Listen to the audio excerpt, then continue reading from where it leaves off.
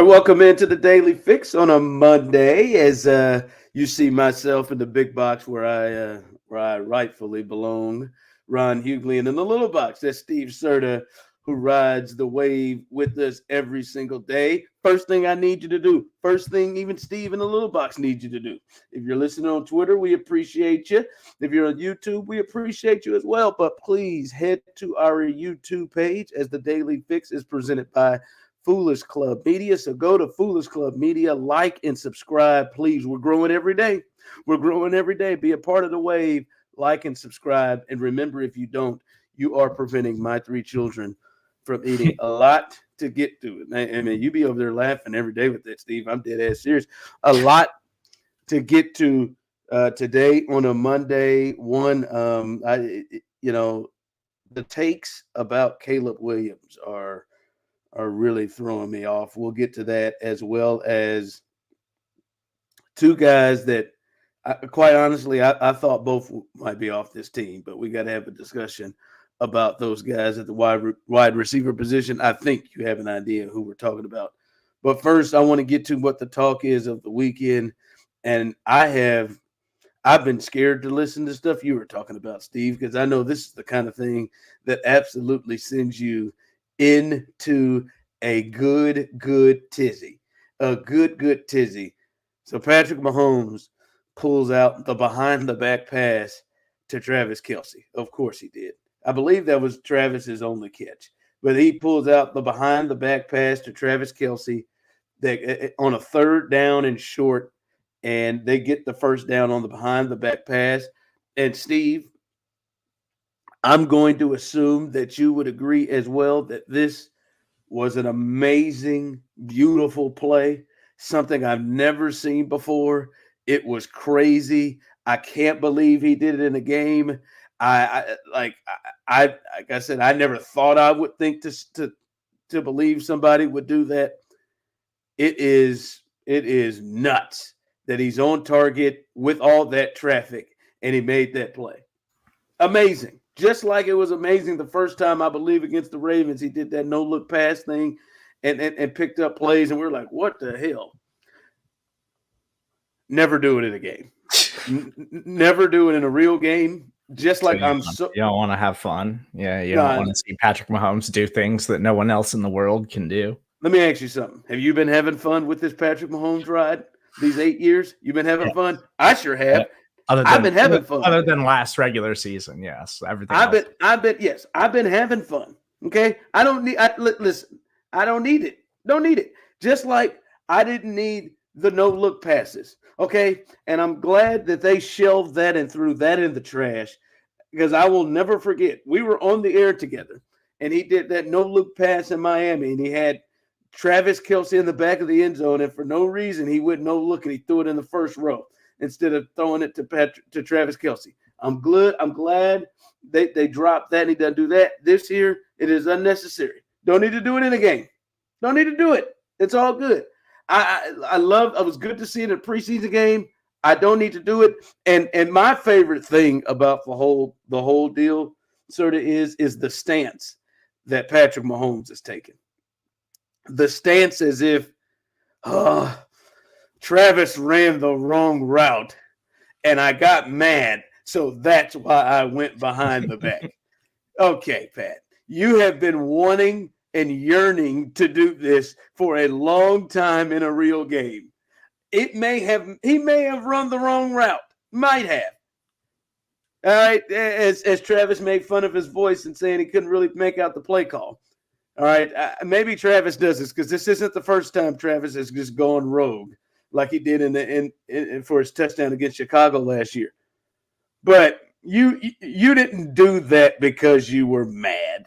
You've been wanting to do that. You've been practicing it every day in practice for years. You enjoyed doing it.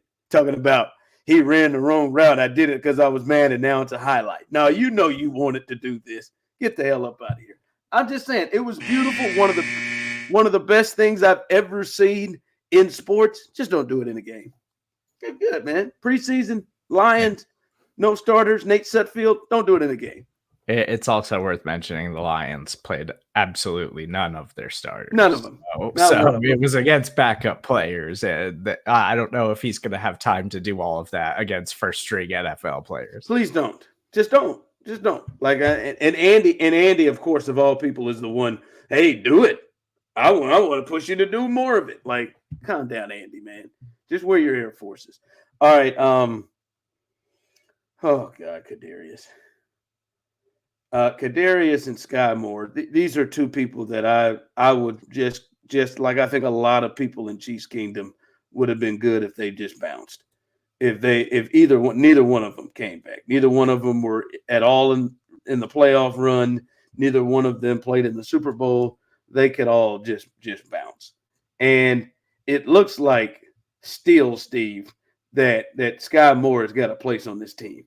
Now, he didn't have a catch, didn't have a rush. He did have a nice return, and he lost his mind. He must be out there Hines Ward blocking his ass off because he is still being placed in there with the one. But what was Kadarius Toney? I know Kadarius had him a reception for a -4 yards and then came in and promptly got back-to-back penalties, including a penalty of pre-snap value. So, I mean, like, just listen, I've said rip the Band-Aid off and go ahead and get rid of Skyy Moore. But clearly they're not going to. They see something there that's worth keeping for some reason. But this here, man, just, I mean, you can't win with this cat. And to think people are like, oh, let's move him to running back. All right, let's try it. Nah, man, he can't even line up. To think that you're going to try to do that. No, man, just bygones be bygones. He made the play 2 years ago in the Super Bowl, caught a touchdown in the Super Bowl, had that punt return. It's a good move. Let it go. Let Kadarius Toney go. And I was a believer. There was something there. There's nothing there. Just let it go. He didn't get any playing time in Saturday's preseason game until the starters were clearly out, and as a backup kick returner was the first time he saw the field.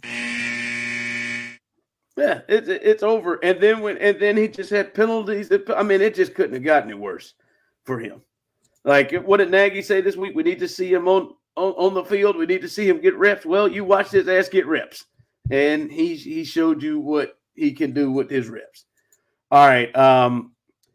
Listen, Caleb Williams had himself a weekend, and he made this is the closest thing to Mahomes-like plays I've seen with the size and everything. Like, Kyler Murray has done some things, but he just, he's a little guy, so it doesn't mesh.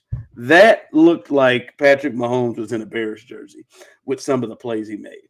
But you know what really chaps my hide, Steve, is now the takes that we are getting from Caleb Williams. Because Caleb Williams can make electric plays like that. The first thing is now, that's all fine and well, but is he going to be good enough to do the boring stuff, the easy stuff? Come on, stop. Like, this isn't, like, first off, it's almost like he's penalized, Steve, because he's capable of doing the immaculate, crazy things that he has been able to do and that he did in Saturday's preseason game. And now the question is, can he do the boring stuff? And my thinking the whole time is, first off, I believe he can. And the reason why I believe he can is, what evidence do you have that he can't? Because he did it in college. Yeah.